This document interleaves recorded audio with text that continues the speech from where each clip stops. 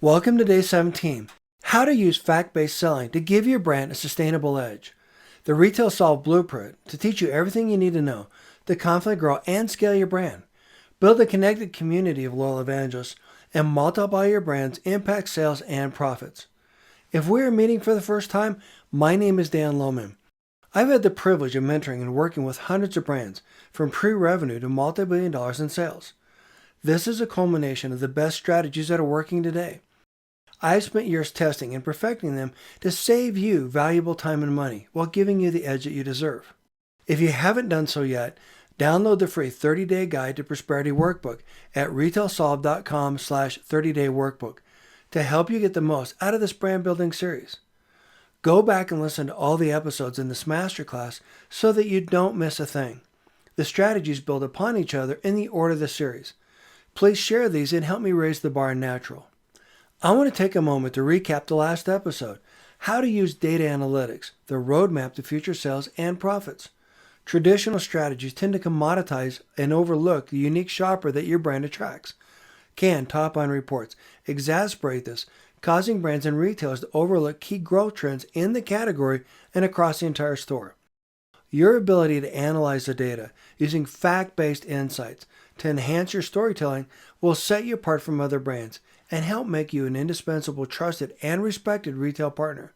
When done right, you can help your retail partner get the things they really want: more traffic in their store, a reasonable profit in the category, and a competitive advantage. Savvy retailers may even reward you with incremental opportunities not available to other brands. Now let's talk about how do we use fact-based selling to give your brand a sustainable edge. Traditional category management strategies rely heavily on what I call push-button category management, where you simply push a button and print out a canned top-line report. This is especially true in the natural channel. When you listen to successful marketers, they brag about how they use guerrilla tactics to differentiate themselves from other brands. Think of your fact-based selling strategy in the same light. Your ability to use advanced category management strategies to tell a compelling story that resonates with retailers and consumers is how you future-proof your brand. Before category management was started, I used to share sales graphs and charts to highlight my brand's performance at retail appointments. I was just about the only brand doing this at the time.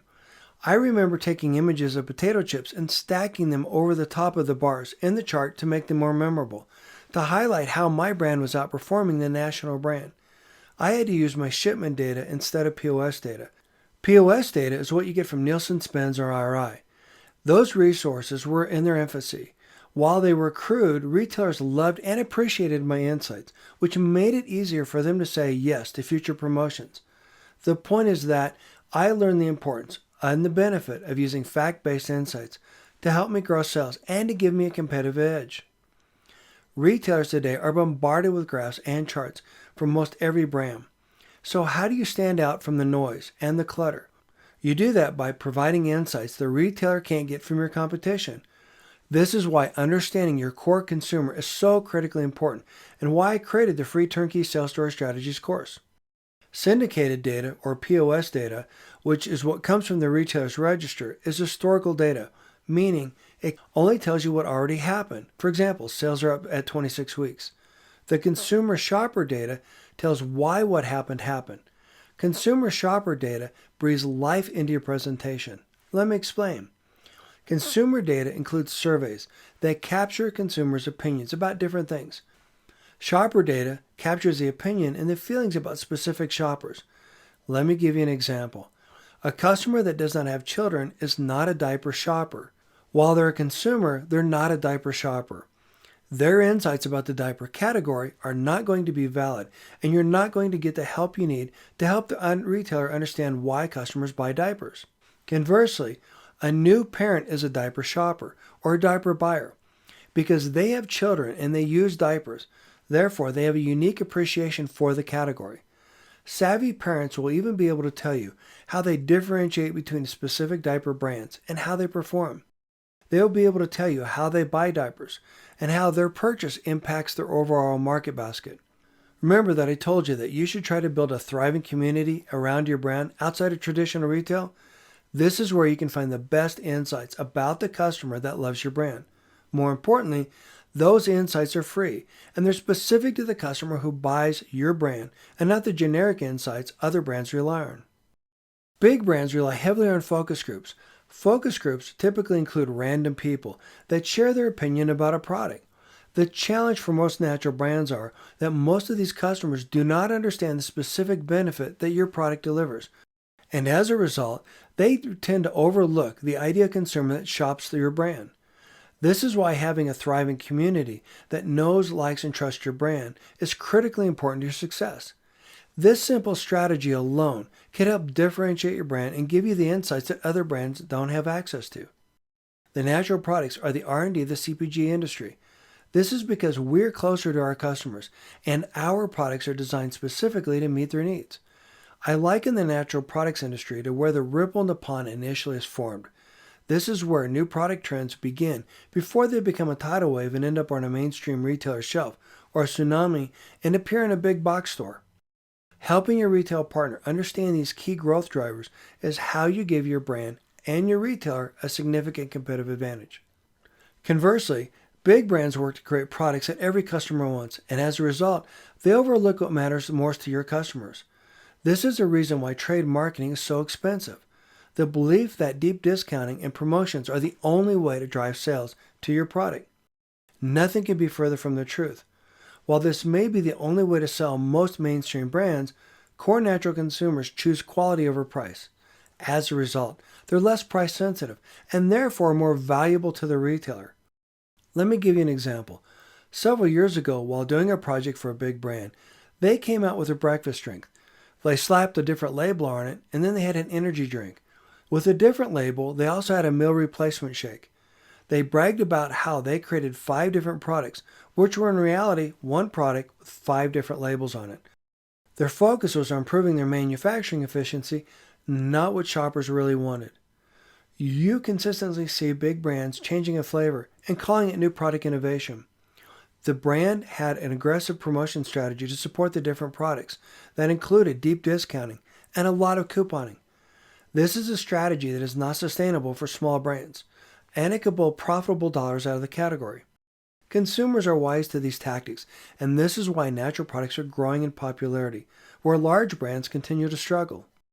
Now that you know the Achilles heel of most big brands, think about how you could use fact-based selling strategies to differentiate your brand. Remember that canned top-line reports are a good starting place, but they won't help you understand key growth drivers or differentiate your brand from your competition. Your deep-level insights are needed to help you stand out from other brands. When you overlay your shopper insights over the retailer POS data, you get a better understanding of what motivates customers to shop and choose your brand over other brands. Let me give you another example of what I mean and how to leverage this. Several years ago, I did a project for an up-and-coming brand with a limited budget. They had scattered distribution in a couple of stores in a big chain. They were new to the retailer, and they did not know how to guide the retailer to merchandise their products. As a result, their products were scattered across multiple categories within the store. Like most brands, they expected the retailer to manage their merchandising. A big mistake. You're the expert in your ideal shopper. Therefore, you need help guide your retail partner. I had them do an informal Facebook survey of their loyal fans. While it wasn't statistically accurate, it helped us understand how their consumers shop the category and where they expected to find the brand in each store. I then had them buy a small snapshot of data and created a fact-based story for them. The result was that this strategy helped the retailer understand exactly how they needed to have that product merchandised so that they could drive the most sales and profits for the retailer. When the brand hired me, they had under $200,000 in annual sales. As a result of this strategy, they managed to get their brand into over 1,600 stores, all merchandised in the produce section where customers could easily find and buy their products. In fact, by placing the product there, customers viewed it as an impulse buy, which dramatically increased sales and profits in the category and in the brand without deep discounting. They leveraged their success within that retailer to grow into other chains. Within a year, the brand grew to over $3 million. To recap, I effectively used shopper insights and syndicated data to tell a fact-based story that resonated with retailers and made it easy for the retailer to say yes to incremental products and new product innovation. The brand is even more successful today. I should also point out that the data that they were looking at to buy before we met would not have helped them with this particular customer. Buying that data would have been tremendously expensive and a waste of money, and they could barely afford to keep the lights on at that point anyhow. Choosing the right data to support their primary customer made all the difference. Sadly, most brands buy the wrong data needed to support their retail partner. The point being is that it's not enough to just simply have data if it doesn't address the specific or the key problem you're trying to solve. This is something I cover in a lot of my podcast episodes, courses, webinars, articles, and YouTube videos. This is exactly why category management is such a powerful resource to help support your brand growth. Commit to using the strategies we're talking about here to give your brand the significant edge that it deserves. For additional inspiration, listen to podcast episode Secrets 59 with Steve Huge with Sunrise Strategic Partners and Boulder Brands. Proof that advanced strategies and fact-based selling add rocket fuel to your growth. In this podcast episode, Steve shares specific examples on how he used fact-based insights to gain a significant competitive edge. Secrets 59 with Steve Huge with Boulder Brands and Sunrise Strategic Partners. Proof that advanced strategies and fact-based selling add rocket fuel to your growth. Next, listen to Secrets 88 with Russ Forrester with Hain Celestial. Proof that becoming a category leader opens doors and grows sales. Hain Celestial is one of the largest companies in the natural channel. Russ shares how he and his team rely on advanced strategies and fact-based selling. In this episode, Russ shares as his bottleneck the challenge that he has competing against big brands. I share with him several strategies to help him take a leadership role in the category and to level the playing field against the most sophisticated competitors. This is something that I do in a lot of podcast episodes. I help share my guests' most pressing bottleneck. This is why you want to listen all the way to the end of the podcast episode. These are most likely your most pressing bottlenecks as well. Listen to the advice that I gave Russ and how he uses it to extend his leadership role in the category. Secrets 88, Russ Forrester with Hain Celestial. Proof that becoming a category leader opens doors and grows sales. Next, listen to Secrets 45 with TJ McIntyre with Bubbles Oat Bar. The importance of a solid business strategy. TJ used to work for Steve at Boulder Brands, and on this episode, TJ shares how he's been able to have explosive growth for Bobos by using fact-based selling and the advanced strategies that we're talking about throughout this entire series. What makes this even more remarkable is that Bobo's Oat Bars are sold in the energy bar category. The energy bar category is one of the most hyper-competitive categories in every store. Think of all the different brands trying to compete for shopper attention. On top of that, some of the brands have deep pockets and they discount their bars all the time. This makes it more difficult for small brands to compete. TJ and I discuss strategies that he uses that give him a significant competitive advantage while making the brand more attractive to investors. Secrets 45, TJ McIntyre, Bobo's Oat Bar, the importance of a solid strategy. Tip of the day, fact-based selling is advanced storytelling, what I call true category management. Fact-based selling includes actionable recommendations with measurable results to give you the edge that you deserve. I recorded this on video, which has illustrations and information that I can't share in an audio podcast. You can watch a company video on the podcast webpage, and you can get there by going to retailsolve.com/session 243. On tomorrow's show, we'll talk about how to make and sell products your customers want to buy. This episode will build on today's conversation. Thanks for listening, and I look forward to seeing you in the next show.